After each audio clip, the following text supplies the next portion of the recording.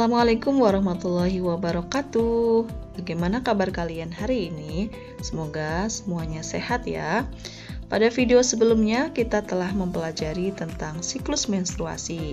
Nah, kali ini kita akan melanjutkan tentang fertilisasi dan kehamilan.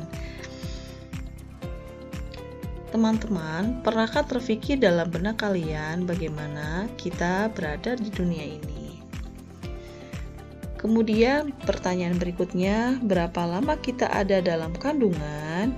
Serta dari mana kita mendapatkan makanan selama dalam kandungan? Nah, untuk menjawab pertanyaan tersebut, mari kita ikuti pembelajaran tentang fertilisasi dengan penuh semangat. Apa itu fertilisasi? Fertilisasi adalah proses pembuahan atau peleburan antara sel sperma dengan sel telur.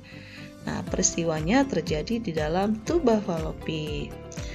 Untuk melihat proses fertilisasi, kalian dapat melihat di skema berikut ini. Ini adalah skema fertilisasi. Nah, pertama-tama sel telur yang telah matang akan keluar dari ovarium. Peristiwanya adalah ovulasi. Jadi ovulasi ini adalah proses pelepasnya sel telur yang telah matang dari ovarium. Kemudian sel telur yang telah matang ini akan ditangkap oleh fimbria. Kemudian dari fimbria sel telur bergerak menuju oviduk. Ini oviduk ya.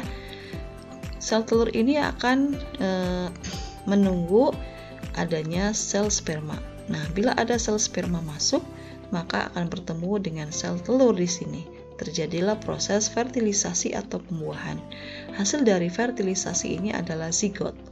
Nah, ini zigot ini ya hasil dari fertilisasi. Kemudian zigot ini akan melakukan pembelahan ya. Satu sel zigot akan membelah menjadi 2, kemudian menjadi 4, jadi 8 dan seterusnya. Nah, kemudian zigot ini akan terus mengalami pembelahan sehingga terbentuk seperti buah anggur. Nah, ini disebut sebagai morula. Kemudian morula ini akan berkembang menjadi blastula. Nah, blastula ini kemudian akan menempel di dinding endometrium. Pada keadaan inilah seseorang disebut sebagai hamil atau mengalami kehamilan. Ya, kita lanjutkan. Ya, yang menarik di sini dalam proses fertilisasi ada persaingan yang sangat ketat, di mana jutaan sel sperma ini akan bersaing untuk memperebutkan satu sel telur. Ya, jadi satu sel telur ini akan direbutkan oleh jutaan sel sperma. Pertanyaannya, siapakah pemenangnya? Pemenangnya tentu saja kita semua. Ya, kita telah mengalahkan jutaan sel sperma. Kita telah mendapatkan satu sel telur. Nah, dengan demikian artinya kita terlahir untuk menjadi seorang pemenang. Ya, karena kita sudah mengalahkan jutaan sel sperma. Ya, dengan demikian milikilah mental juara, yaitu memiliki semangat yang tinggi dan tidak mudah untuk menyerah. Itu kira-kira ya. Selanjutnya, setelah embrio menempel di dinding endometrium, maka embrio ini akan berkembang di dalam rahim selama 9 bulan 10 hari atau sekitar 37 minggu. Nah, dari mana janin atau embrio ini memperoleh nutrisi? Jawabannya adalah dari plasenta. Plasenta ini adalah organ yang menyediakan oksigen dan nutrisi bagi janin atau bayi untuk melakukan pertumbuhan dan perkembangan di dalam kandungan. Nah, ini bentuknya ya, plasenta seperti ini.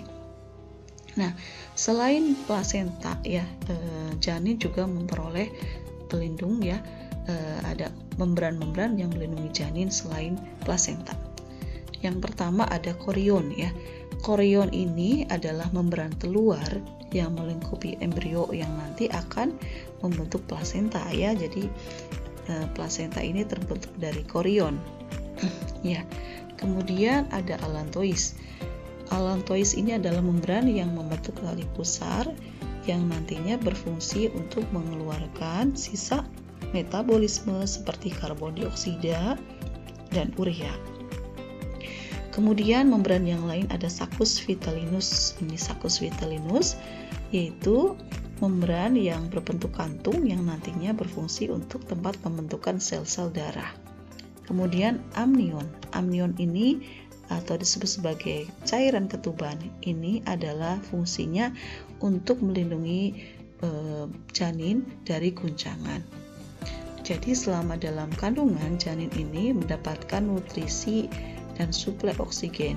Janin mendapatkan tempat yang nyaman untuk pertumbuhannya selama 9 bulan 10 hari ya. Sebagai penutup di sini ibu ingin mengajak untuk merenungi proses penciptaan manusia. Ini sebenarnya sudah dijelaskan di dalam Al-Quran jauh sebelum teknologi ditemukan. Di dalam surat Al-Mu'minun, Quran surat Al-Mu'minun ayat 14, Allah berfirman, "Dan sungguh kami telah menciptakan manusia dari saripati yang berasal dari tanah, kemudian kami menjadikannya air mani yang disimpan dalam tempat yang kokoh atau rahim, kemudian air mani itu kami jadikan sesuatu yang melekat, lalu sesuatu yang melekat itu kami jadikan segumpal daging, dan segumpal daging itu kami jadikan tulang belulang, lalu tulang belulang itu kami bungkus dengan daging. Kami menjadikannya makhluk yang berbentuk lain. Maha suci Allah pencipta yang paling baik." Nah, dari sini jelas di dalam Quran surat Al-Mu'minun Allah telah menjelaskan proses tahap-tahap penciptaan manusia dengan sangat detail, jauh sebelum teknologi ditemukan. Ya, seperti itu. Nah, demikian pembahasan mengenai proses fertilisasi dan kehamilan. Mudah-mudahan apa yang Ibu sampaikan bermanfaat. Billahi taufiq wal hidayah. Wassalamualaikum warahmatullahi wabarakatuh.